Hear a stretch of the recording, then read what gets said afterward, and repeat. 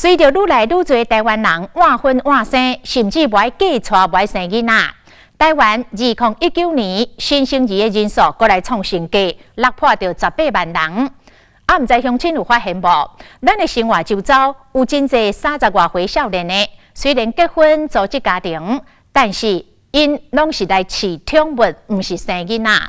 根据着内政部甲农委会推估，到2020年的下半年，全台湾家犬甲家猫的数目，真有可能会比15岁以下囡仔还佫较侪。也就是讲，毛小孩将会正式来取代小孩，将做大多数的家庭上细汉的成员。另外，还有一个现象嘛，值得注意，就是这个家猫的数目快速来增加。过去8年成长将近2倍，讲这饲猫牵出来的商机，一年有200亿。专家分析，台湾的猫奴会愈来愈多，这嘛反映一个社会现象，就是现代人的内心是愈来愈孤单。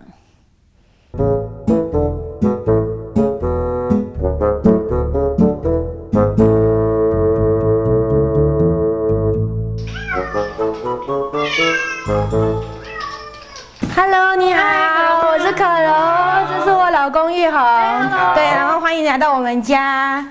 这是我们家的猫咪。这条咪表现出不同款的姿态，欢迎阮到位，有的真皮，有的优雅，有的真避暑，甲阮的秘小吹。因为它实在是太怕生了，所以我觉得它应该是在那个熊熊后面。哇！对，因为熊熊整个移动了。他平常都这样吗？他其实有陌生人在的时候，真的是会比较，会躲起来。真爱鸟地可柔甲因翁王玉红是5只鸟，2个人5只鸟一家伙7口，生活伫台北市这间手工屋内面。我都会把他们当成自己的小孩，就是平常都是以妈妈、爸爸在对他们做称呼，就是妈妈回来喽，你们有没有乖啊？对，然后就说妈咪要来弄饭喽，你赶快过来吃，这样子就是一起睡觉吗？会一起，他们会靠来床上跟我们一起睡觉，然后天气冷的时候，他们就会跑过来我们脚上这样子躺着。放眼看去，家里完全被喵星人攻占，30平大的空间充满着猫咪的用品还有玩具。这个很厉害，这个是我们特别去买的这个猫咪的飞轮，他们可以在上面跑步健身用的，就是可以当做他们的玩具或是消遣娱乐的。减少他们压力的来源的一个玩具，他们很喜欢，每天都在这边跑得吵得我们睡不着觉。猫的别墅，就是有时候可能客人来，小英想要躲的时候，就可以躲在这个别墅里面。那再来的话，就是像这个是我们在那个网络上面买的一个猫的吊床。32岁可柔加48岁玉红，差16岁，结婚5年，我无拍算生囡仔。逐天下班后，就是以这5只鸟为中心，冰箱顶面记录的重要节日，写的拢是5只鸟的生日。像这只阿头就是在这里，在这里6月17号，对，然后他是我们最大的老大哥哥，对，第一个来的。好可爱哦！他真的太怕，没事，我们没事，我们妈咪抱，没事，我们没事哦。他实在是太怕生了，所以他非常紧张。 5只兄弟姊妹啊，有时好好，有时嘛冤家。猫宝贝古锥模样，互人看了心情加真好。和翁某2人真介意。狗狗跟猫猫的看法，我认为我都蛮喜欢的。可是是因为，狗狗可能真的是需要人家多一点的陪伴。猫猫相对来讲的话，可能也不是说完全不需要陪伴，可是就是它们白天基本上都在，就是大部分的时间都在睡觉嘛。那 可以互动的时间相对来说就是会不需要那么的多一点，这样子对我们这种上班族来说是一个比较可以去平衡的一个选择。因为猫就是很神秘，然后很优雅，然后个性跟我们2个都蛮像的，都喜欢宅在家里，稍微不善与人相处啦。对，害羞是不是？对，比较害羞一点。 猫咪独立、懒死、冷静，加上神秘安静，又有与世无争的特征。或者猫奴爱甲无药医，像可柔甲玉红这款，敢若饲宠物无生囡仔的顶客种，伫台湾是愈来愈多。依照内政部甲农业会数字的统计，全台湾家鸟甲家犬的总数，上近伫2020下半年就会头一摆超过15岁以下囡仔的数量，其中家鸟的数量伫2019年达到90万只，过去8年来成长将近2倍。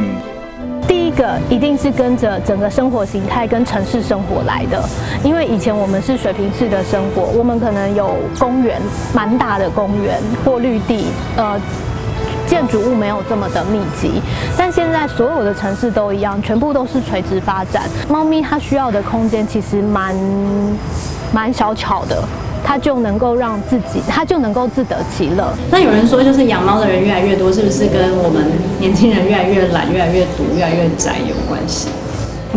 某一个部分，现在目前的生活形态其实是希望不想要太麻烦。就是不想要太麻烦，所以养猫这件事情基本上第一个，好像不错哎，它是有温度的，然后它又不会觉得它有一点黏，又不会太黏，然后又不需要负太多的时间上面的责任跟空间上面的这个给它需求给它，所以它基本上来说的话，就觉得它是轻松的。饲狗需要用较侪时间甲空间，那比较起来，已经真无用的都市人甘愿选择较袂遐费气的猫来饲。更较趣味的是，饲狗的人自称是狗主，饲鸟却被叫做鸟奴。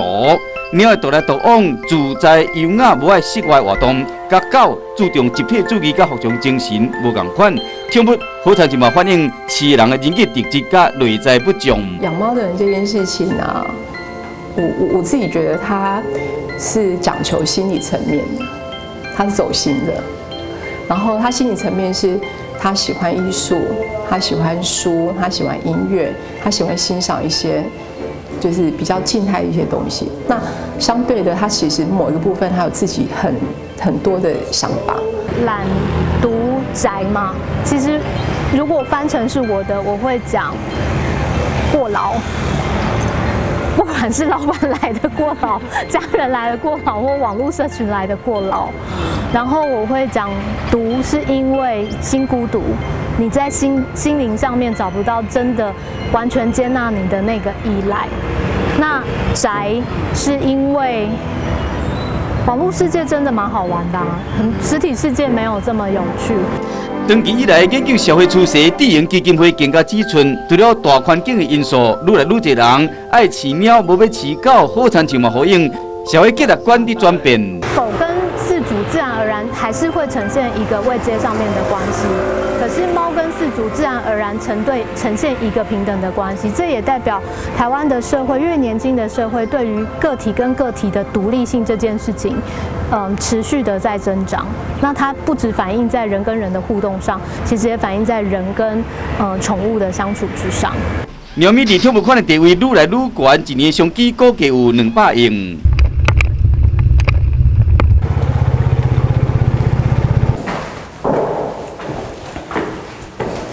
眼前这个年母教护服务的，不是一般的囡仔，是猫。Hello， 跑掉了。先点名确定这猫咪拢有伫咧。猫年母出来为这猫咪准备物件，食饭时间一个到，体力淡淡到乌骨鸡随冲进前。吃饭跟水的状况。那只那记录这的状况，猫年母的任务也未结束，清理猫砂嘛是必要的工作之一。因为我们一开始就是有养猫，然后自己每逢就是像是出国还是出差的时候，刚好家里没有人。一开始我们都委托朋友，但是你渐渐的，你的朋友不见得能够配合你的时间来帮你顾猫。那我们就想到说，那我在这个区域理论上应该也有其他人养猫，我是不是也可以找到那样的人来帮我们顾猫？所以因此说，这个稻火的猫保姆平台就这样慢慢的建立起来。看准社会趋势需要，成立2年来，猫年母教护已经服务2000只猫咪，一年营业额超过100万，创办人就是29岁。陈武玲甲伊先生陈俊成，新婚的翁仔某嘛讲出都市的少年人无要生囡仔的心酸甲无奈。目前台湾的人因为薪资所得低，然后再加上他们其实我们这一代其实比较习惯对自己好一点，这2个情况加起来就会导致 OK 我们觉得生一个小孩会花很多钱跟心力在他上面。所以我们可能就不会这是第一个优先选项。但是陪伴的这个需求其实是刚性需求，就是大家不管你是以前的比较年纪比较大，或者现在我们年轻人，我们都还是会需要陪伴，所以我们就会把这种对小孩的情感需求转嫁到宠物身上。2年来，因观察客户大部分是一个人生活，但是贵种无想要受囡仔娇娇的顶客种，也无多生养囡仔的同志家庭，才会让未来你波无囡仔，还是无伴你陪伴的心灵康比。猫咪它可以摸的地方比较安全保险的，就是它的头这边跟下巴。其他基本上都是因猫而异。猫咪开心的话，它第一个它可能会主动去摸你、蹭你，因为它想要把它的身上的味道留在你身上，然后它想要把你变成它的同类人这样子。